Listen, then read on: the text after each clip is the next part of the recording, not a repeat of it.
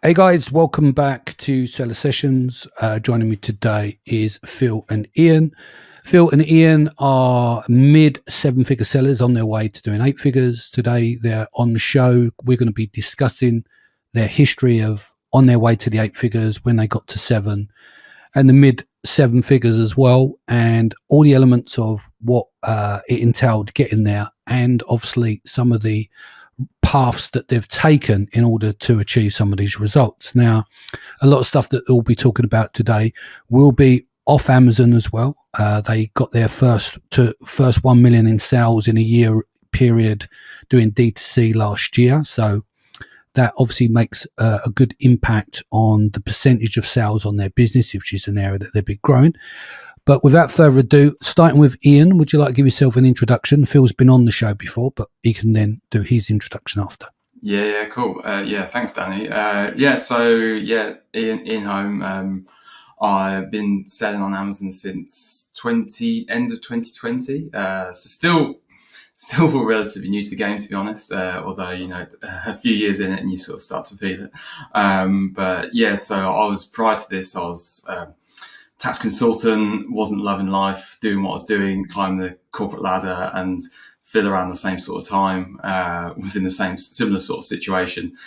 Both took some time out and figured out what life was going to look like for us, and hit on Amazon, and the rest is history, really. Excellent. And for you, Phil? I guess just to reference the fact that Ian and I have been friends since we were 13 years old, so we've known each other for a long time. We thought 7 years. Sorry? 7 years. Yeah. No, I'm joking. We thought we knew each other before we went into business with each other, but let me tell you, it's like having a second relationship. So, we become ever closer, but it's the things you find out about each other when you're in business is interesting. But we come from a very normal background where all of our friends are, work in normal careers, never ran a business. And so I think for our entire lives, we were raised by a generation where if you were an entrepreneur, that meant you kind of had to own a shop or something. And so it wasn't until we actually quit our jobs and took a course to show you how to sell on Amazon that we truly realized that there was this whole massive opportunity. And I think we spotted a niche that suited us really well, and we kind of rode that post-COVID wave to scale very quickly to do just over seven figures in our first year, and then we 3x that in our second year. And as you said at the beginning, we're mid seven figures now, with our goal to be pushing towards that eight figure part. But yeah, it's been a really interesting journey. There's a lot going on right now, which is, and I'm sure if we came back on, we'd have a more interesting story to tell in a couple of years. Yeah. So let's start from the beginning then. Are you both started at the same time on Amazon, or did you go first, Phil? No, we started at the same time. We both were clueless together. Right. Okay. So you both started back in 2020. Yeah. And where did you focus in terms of categories? What was your main focus back in 2020, your first few products? I'll talk about this part, Ian. So whilst we launched at the end of 2020, we took the course in February 2019. So that probably goes to show that when we launched, everything went quite quickly, but we were pretty clueless at the beginning. I think the first few categories that we looked at doing, we were this close to placing an order on a golf travel bag. Neither of us play golf. We just thought we came up with a really cool design. We were about to sink all of our savings into that, and then we decided that was a terrible idea. We launched some shelf dividers once that also did really badly, and I think we had to end up removing those. And then we went to Canton Fair and thought that we'd found a few amazing categories, which were post boxes shaped like houses. That was the next big idea. And then it was then at that point we kind of realized that our ideas up until that point had been terrible, and we'd wasted a lot of money and time. we really started to kind of like take it a little bit more. Not that we weren't taking it seriously. I think we were a lot more systematic in our approach in terms of finding a niche that would work for us. And we ended up finding a niche that was in the men's lifestyle area, more like men's gifting. And we realized it was a huge demand category, but it hadn't been refreshed in years, and that there was an opportunity there for a modern take on what was a very old-fashioned niche. And yeah, that was the niche we decided to focus in on. Cool.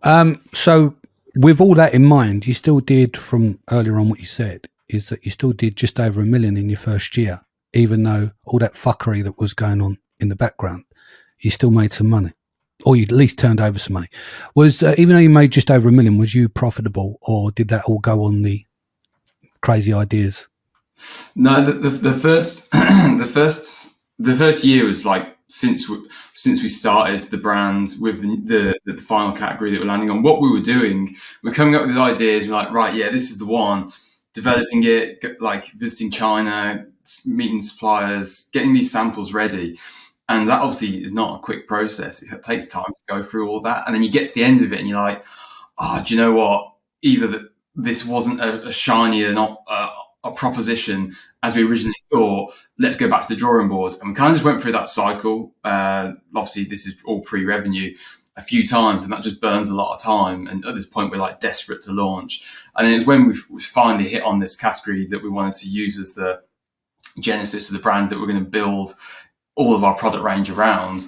That was when we kicked off, and did just over $1 million in our first year, and profitable as well. I think because it was such a different. All of our products we launched in that first year were so differentiated to what was out there. We could rank a premium price point. Have since become more competitive, and margins been compressed. But it's actually more profitable then than perhaps we are at this point. Cool. And let's talk about community. Everyone talks about focus on community from the start, focus on community. And some people call a Facebook group a community, and some people see it as different things. When you say we focused on community from the start, what did that actually mean? So, right, we need to be honest. It definitely wasn't a grand plan that we have all this mapped out and this is, let's go and launch a course on how we can develop a community. We essentially, from the beginning, we had a lot of different advice of, do you bother starting an Instagram? Do you bother, doing anything off Amazon? And we made the decision, because you could just go all in on Amazon and just, that's all you focus on. And there's a lot of merit to that as well. But we realized that we really wanted to go in, quite big on our Instagram and work quite heavily with influencers. And this, we kind of just by accident, because we work with a lot of different influencers, our product ended up being shown to a YouTuber that had 6 million subscribers. He bought our product. He had an issue with getting the product, and so contacted customer service, which was me at the time, pretended to be the head of customer service, and we sorted out the issue, and I realized who he was, and so I sent him a message saying, do you think you'd be willing to post about it? And he said, well, actually, I'm doing a Christmas gift guide and I'm going to put it as number one. So it was, that itself was the light bulb moment there, because what that did, it exposed a whole avatar to us, a customer that would buy the product that we had made, but then they would also buy this whole range of other products. And the thing that's amazing about the niches that we are in, because it's a niche, but it's a collection of niches. They're full of obsessed people, and obsessed people like to buy a lot of stuff and they like to be part of a community. And so we spent that first year really just kind of, just following what our customers were saying on social media, getting into the DMs, actually having like real conversations with them. I managed our Instagram for the first year. But then towards the end of that first year, I think it might have even been one of your shows, Danny, where someone had talked about Facebook groups. And we just thought, that was Sharon. Was it? Okay, yeah, Sharon. Okay, yeah. Yeah. I think someone else has talked about it as well, and we just thought, we've had Joe's been on to talk, I think, about Facebook groups. There's been a few actually. Yeah. But Sharon did cover it in depth, I think. She dedicated the show. Initially, it was for let's do it. So, when we launch a new product, search, find, buy, it will help us rank, and, we'll give them an extra discount, which was definitely a positive of it. But then we realized, we were like, we can't decide what we want to launch next or what color we want to do. Let's just put a poll in there and see what people think. And then we realised that people loved being part of that process. They were so excited to be part of that journey, like be that nerdy person kind of contributing to that process. And so we just started asking them absolutely everything, like, even the smallest thing about what to do with our business. We particularly products we chose to do. And we took that next in 2022. 2021 was the launch of the Facebook group, I think, and then in 2022 we started doing customer surveys. So we would, with our email list that we started to really build out and our Facebook group, we started to launch customer surveys, which were mainly product focused, but a lot of different things. And we would show them new designs. We would show them colors. We would even let them choose the product name. We would have like competitions and let them join in. And we were finding that we were having over 500 like respondents, and these people that are willing to take, 5 minutes out of their day to do it. And what that has meant for us as a business, not only are we, obviously our launches are a lot more successful. I think one of our most successful launches, we did almost $100,000 in sales in just one weekend because of that community.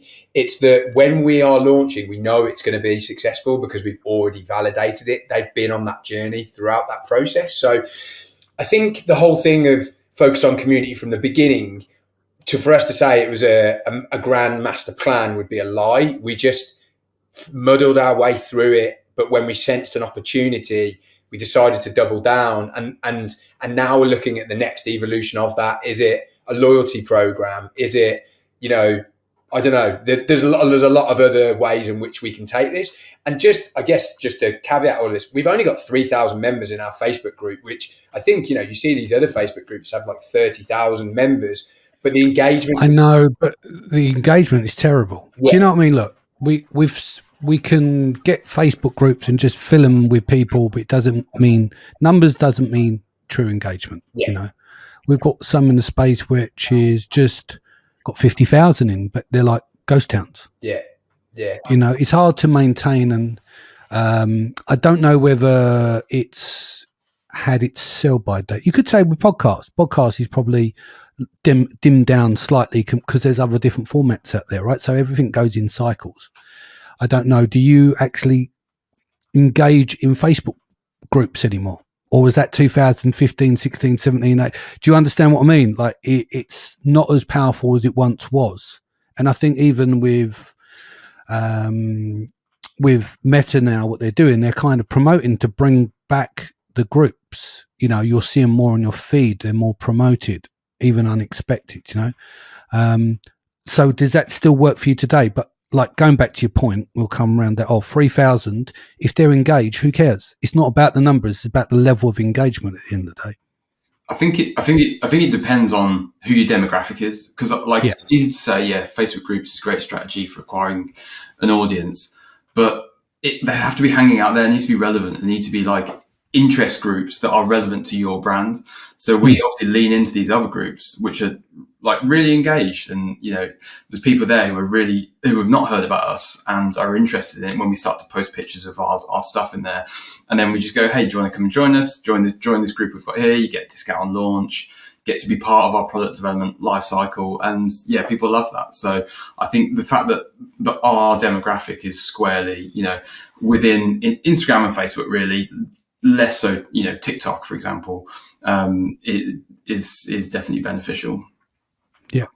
In terms of ads, let's talk about ads, Facebook ads. You started with these quite early, did you? Because at the moment, we're mainly talking about offsite. We'll go back onto Amazon in a bit, but I'm just curious to build up as it flows, the information. before we go back on to Amazon. But the key point of this show is that with the way margins are going on Amazon, you should be able to diversify them. You guys have done a pretty good job. So we will go back onto Amazon shortly. But let's break out these ads and, introduce, what you've done in terms of SEO and conversion rate optimization, because they all have to roll in together at some point. Yeah, so essentially towards the end of 2022, we were doing around 6 figures annually on our own Shopify through no ads whatsoever, just like essentially traffic from a little bit of email. Some of the Facebook groups would prefer to shop on our own site. And obviously influencer marketing was probably our main traffic sources. But then we're like, look, we know we're onto something here, because we're not really trying. Our Shopify at the time was so basic. Like, I'd built it like a couple of years previous, and I knew nothing about Shopify, and it's not super complicated, but to do a great job is, that is difficult. So we're like, right, okay, well, the goal for this year is to have a 6-figure month on Shopify for 2023.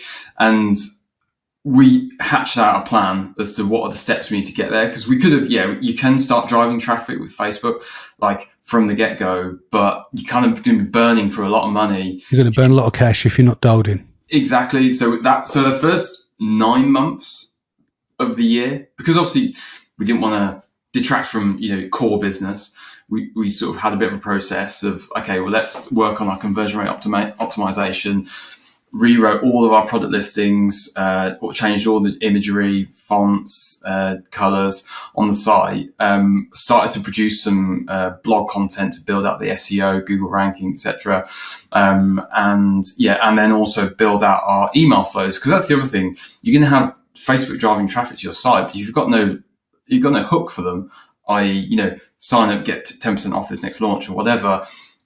You need to be able to be doing something with those people who've signed up. So you need to get your email dialed in before this is our view, and this is the strategy we've taken. You kind of need to get all those things squared off before you want to start driving significant amounts of traffic. So the first 9 months of the year, it was kind of not minimal external traffic, but just constant improvement. And in the last 3 years, 3 months of the year, was obviously that's our biggest sales months anyway. So we kind of had that in mind from the beginning.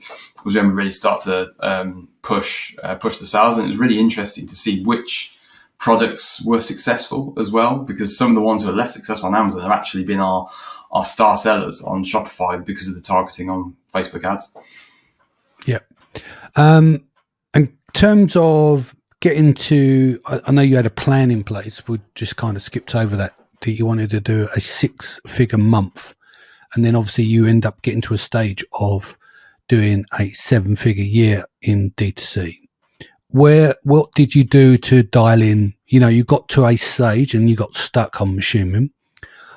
Name some 2 or 3 areas where you got stuck to get into 100K a month on D2C.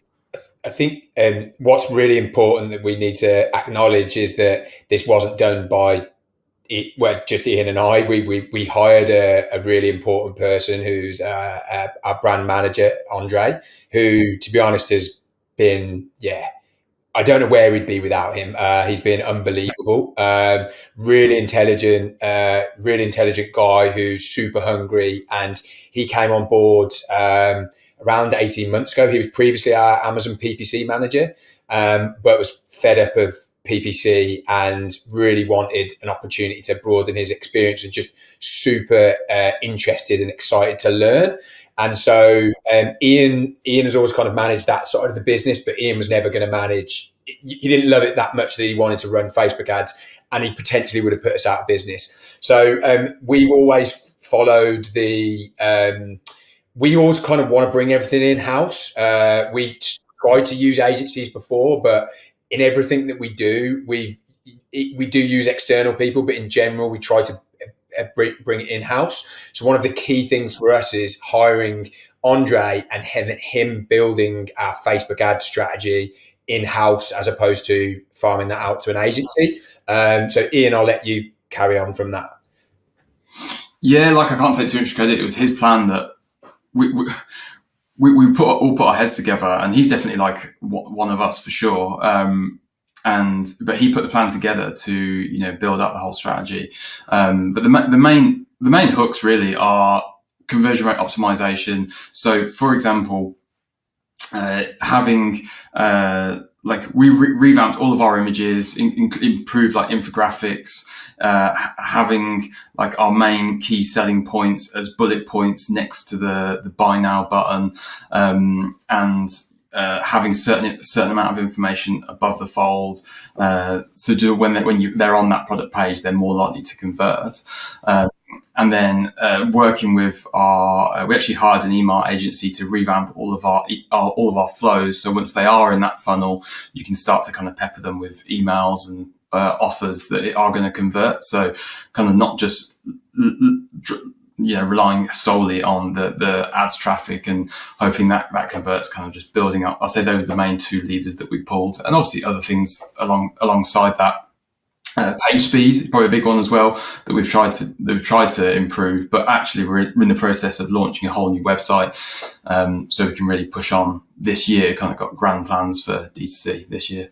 That's a big part. So the answer to the global part of the question, which I'll answer for you, is that you both were smart enough to hire the right person to help you grow, which is a key part of growing a business as well, is who you are on your team. Because a shitty team member is going to drag the other 5 to 10 people you got on your team down. Do you see what I mean? But no, much credit to him. Maybe we'll get him on the show sometime in the future, do some conversion optimization stuff. I always find it in the Amazon world, this is so much lacking. It drives me mad. It's like, if I said to people, do you know who Pep Larger is? They have no fucking idea who he is. Like, everyone knows who Russell Brunson is, but no one knows Pep Larger. Do you know who Pep Larger is? Nope. No. He is the godfather of conversion optimization. If you go and look at Conversion Excel, look at the blog there, everyone cites him as he's the master. And because a lot of the stuff we learn about conversion optimization is all cookie cutter stuff. It's like, take this flow or take this landing page because this increased my conversion rate by 40%. It's all bollocks. It's all nonsense. You have to design a plan specifically for your website, for your product, for your traffic, there isn't a template. Do you understand? There's common practices, like you mentioned, above the fold. Of course, that's a common practice. Using certain conversion colors on your buttons, of course, because it's already been studied. But there needs to be more than that behind it, and it has to be dialed in for what you're doing, rather than the cookie cut stuff. Because after time, the cookie cutter stuff will work to a certain level, because you haven't done the work. You haven't worked out who your audience is to target. Anyway, that shit winds me up. Sorry, but you've done a very good job. One thing you touched on, the hiring side, I think it's a really interesting point. So yeah, being self-aware enough to know what you're good at and what you're not, essentially.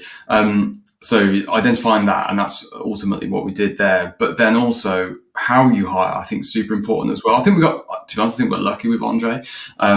It was an opportune moment for him when he was sort of looking to do something different. But then also, I think and this is a strategy we've tried to implement across the business, really, is not necessarily hiring based on talent. Obviously, he's a talented guy. He knew way more than we did, but also just on attitude and will. I think that is a far bigger driver in someone's success, because he's learned tons doing as a brand manager. But he's inquisitive and he wants to learn, and he sees the upside of it. So he's got the right attitude for the job, isn't he? And it's hard to get people with the right attitude, I'm afraid. We live in a culture of entitlement, don't we? Where everyone wants to be paid more and do less. Obviously not for him. He's done a grand job. Anyway, 8 figures. Talk to me. How are we getting to 8 figures? Well, I think when why don't I just put you on the spot? No, it's a good question. I think what's interesting is that we launched at the end of 2020, and so we thought that was what e-commerce was at that point. We thought that that's what Amazon was. The level of sales that people were doing then, I guess, everything we seemed to do just seemed to go well. And so it was like, okay, yeah, just, if you just track that out over the next 5 years, we'll be doing 20 million. And I think what's been, we've had a bit of a slap in the face of reality in the last kind of like 12 months or so that, there's been some choppy waters and growth. It's still been really good, but it hasn't been quite as easy as it, I don't say easy, as simple as it was at the beginning. So I think that, we always heard and we read, and when every podcast is like, getting to where we are now is so much easier than getting to 8 figures. And now we see why. One of the main things we've talked about, hiring well. We've also hired really badly. We've made a lot of mistakes. And I think getting that team, which is what we're doing right now, to get you that really strong foundation to get us to 8 figures is something that we are working really hard on, and something that we talk about bringing stuff in-house. That's something we're doing with a lot of the functions of the business. The way we see, obviously not ignoring the core of our business, which is Amazon US. Like, although we're now down to, Ian, by the end of this year, would you say it would probably be 50% of the business? Yeah. So we can't ignore that. It's not the biggest growth of our business. We're not experiencing the biggest growth in that part of our business, but we still need to grow that. We still need to launch products. We still need to do what got us here in the future. But then there are 3 other things that we're looking at, and D2C being one of them. We only switched on Facebook ads, 4 or 5 months ago. There's a lot of growth there. Retail is going to be pretty big for us. We haven't actively tried to go after getting our products into online retailers or actually in store, and we were able to do over $500,000 in sales just on that alone, and that's just through inbound. And that is also as a result of building our community, because we're out there, our name's out there a lot more. And then the other thing as well is we launched in the UK and Germany and Canada last year, and I think we tried to do too much last year in some ways, but then in other ways we were able to prove the concept in a lot of different areas. And so we managed to do really well as a beginning point in each of those locations. So we fully believe that each of those businesses in itself, like Amazon US, or just, I guess, Amazon e-com, our D2C, a wholesale business, and our international business, they're their own businesses in their own right. So I think focusing on, those growth levers, I think we can get to 8 figures, potentially not this year, although that's still an outside target, but definitely in 2025. Cool. And what we're doing in terms of on Amazon now, how are you treating launches, PPC launches, anything specific that you're doing in terms of ranking products? We try not to be too, try not to overcomplicate things too much, to try and keep it simple, kind of like traditional methods, to be honest. Using attribution links when we're driving traffic, but a lot of it is speaking to our Instagram, our Facebook group, our email list, kept them warmed up for this new launch. They know that it's coming. The Facebook group especially will have had 6, 7, 8, 9 months notice that it's coming. They've been involved in that process. So a lot of it is just driving the traffic, just choosing how to split other Amazon, Shopify. But there's nothing too complicated to go about it. Just all the traditional Amazon things you have to do. You do your keyword research, have your PPC campaign set up accordingly, knowing when to kick that off. But nothing complicated, to be honest. We try to steer away from that and just focus on the things that, for us as a business, have moved the needle, and that's been the building an audience and leveraging that. So as we wrap the podcast, what's key takeaways here, would you say, for sellers heading towards the 8 figures? You've cleared the 6 figures, your mid 7 figures, your mid 7 figures now. You've got the growing pains of getting from mid to 8, mid 7 to 8. It's going to be tricky. What advice would you give to other sellers in the current climate? I think for me, although we've talked about all these different things, it might make it sound like we're saying, go and do all of these different things. I'm actually, no, don't do that. Get good at one thing, focus on that, make sure you're successful at that, because that's what we did first. And actually, whenever we tried to do too much, we always had to bring it back to what's the core of what we're doing, focus on the core of what we're doing, keep it simple, keep it fucking simple, stupid. Like that is what I would say. Get good at one thing, and then only when you're really good, then move on. And Amazon, we still believe, is like a huge opportunity, and it still is for us as well. So if that is the core of your business now, and you're getting distracted by all these shiny objects, just focus on getting good at that one thing, and then you'll know when it's the right time to start diversifying. Yeah, 100%. And Ian? Yeah, so just it's on the international piece for us. I think Phil's hit on it, and this is the same. To be honest, it's the same message that we expanded, and it was to be honest, it was an absolute shit show. I won't even go into the details of how painful that process was. With working with an account manager who was just giving really negligent advice about the setup of the account, and still dealing with the hangover of that. And that was a massive distraction away from our US Amazon core business, and that definitely had an impact. So kind of do regret that decision to some degree. Obviously, it's like it's nice and it feels good to have like multiple marketplaces, but I think the impact would have been greater if we'd have just focused on Amazon and just pushed Amazon US and just focused on international when the timing was right. So yeah, that did stretch us a bit thin.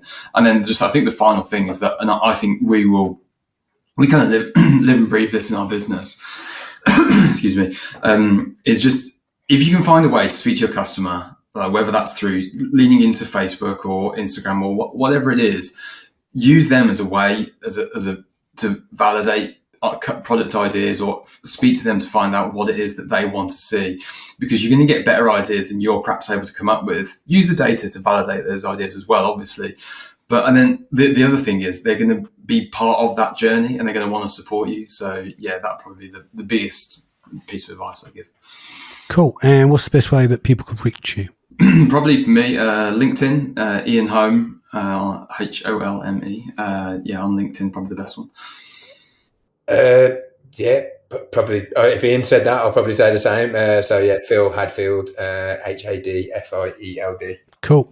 Guys, don't forget my 11th Seller Sessions live in London. Brandon Young will be coming over. We've got Colin Raja coming over. You'll see who else is going to be there. Steve Simonson speaking, Sharon speaking. We've got John Durkis, who's blowing up at the moment. He's coming over.